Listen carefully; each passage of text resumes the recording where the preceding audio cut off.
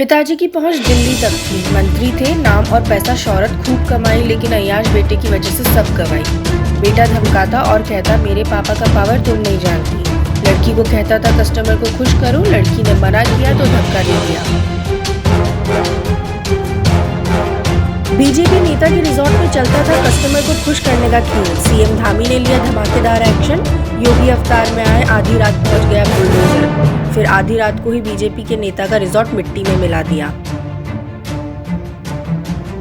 एक कहावत तो आपने सुनी होगी, चाचा विधायक है हमारे, लेकिन यहाँ बिगड़ेल बेटा लड़की को बार बार यह कहकर धमकाता था पापा मंत्री हैं हमारे, बहुत ऊपर पहुंच है, चुपचाप कस्टमर को खुश करने में लग जाओ। एक दिन लड़की ने मना कर दिया, फिर उसे पहाड़ पर ले जाकर धक्का दे दिया और 7 दिन बाद लड़की की बॉडी मिली। यह कहानी है उत्तराखंड के ऋषिकेश की। कहानी सुनने में फिल्मी लगती है, लेकिन है 100% सच। जेसिका लाल का मामला तो पता है आपको। हरियाणा के पावरफुल नेता का बेटा एक लड़की की जिंदगी ले लेता है क्योंकि उसके ऊपर पावर का भूत सवार रहता है। यह कहानी जेसिका लाल के मामले जैसी है। कहानी के किरदार अंकिता भंडारी, जो पौड़ी गढ़वाल के श्रीकोट की रहने वाली थी और ऋषिकेश के एक रिजॉर्ट में रिसेप्शनिस्ट का काम करती थी। दूसरा किरदार पूर्व राज्य मंत्री विनोद आर्य का बेटा पुलकित। पुलकित के पिता विनोद आर्य बीजेपी में एक जाना माना नाम है। फिलहाल बीजेपी ओबीसी मोर्चा के राष्ट्रीय कार्यकारिणी के सदस्य, यूपी के सह प्रभारी भी हैं और पूर्व राज्य मंत्री भी रह चुके हैं। उनके दूसरे बेटे अंकित आर्य राज्य मंत्री हैं और उत्तराखंड ओबीसी कल्याण आयोग के उपाध्यक्ष भी। तीसरा किरदार अंकिता गुप्ता और चौथा किरदार सौरभ भास्कर, ये दोनों ही पुलकित आर्य के दोस्त हैं। अंकिता भंडारी देखने में खूबसूरत थी, पढ़ी लिखी थी, सेल्फ डिपेंडेंट थी, आगे बढ़ना चाहती थी, बहुत सारे अरमान और सपने थे जिन्हें पूरा करने के लिए उसने एक छोटी सी नौकरी ज्वाइन की।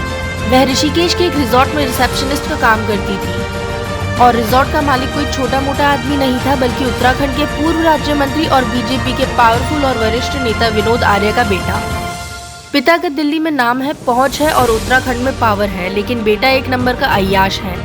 वन आंत्रा रिजॉर्ट में आए खास मेहमानों को खुश करने के लिए लड़कियां परोसता था। यह आरोप हमने नहीं लगाया, अंकिता भंडारी के गांव वाले, पुलिस एवं पुलकित के जानने वाले लगा रहे हैं।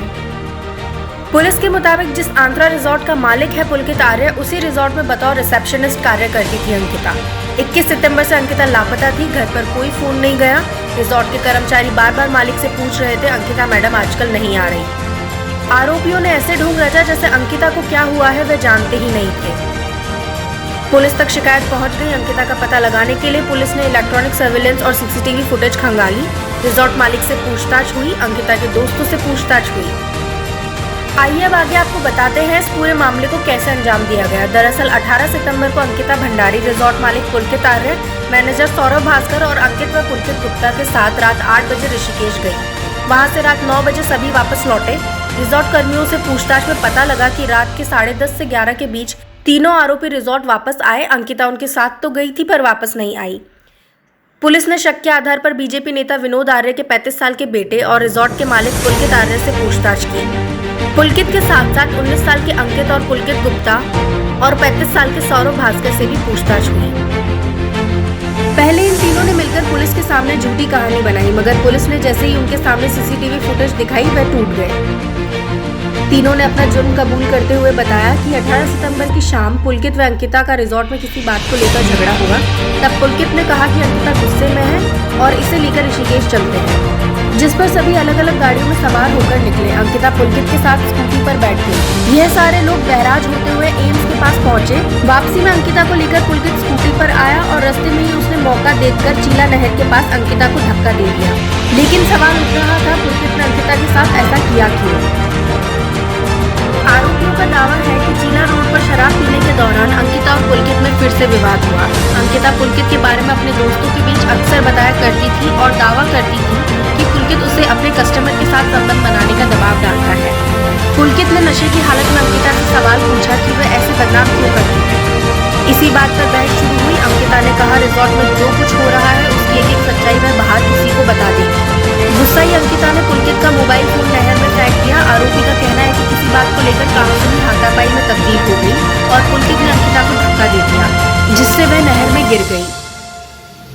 इस घटना के बाद आरोपी घबरा गए। अभिनव और अंकुश नाम के 2 लड़कों ने अंकिता और पुलकित को साथ आते देख लिया था। चुपके से सारे आरोपी रिजॉर्ट वापस लौट आए और वहां के कर्मचारियों के बीच ऐसा दिखाने की कोशिश की जैसे अंकिता कहाँ गई उन्हें कुछ पता ही नहीं। बाकायदा अंकिता के लिए खाना सर्व कराया गया और उसके कमरे के बाहर रख दिया गया, लेकिन पुलिस जाँच और CCTV फुटेज ने सारे राज खोल दिए।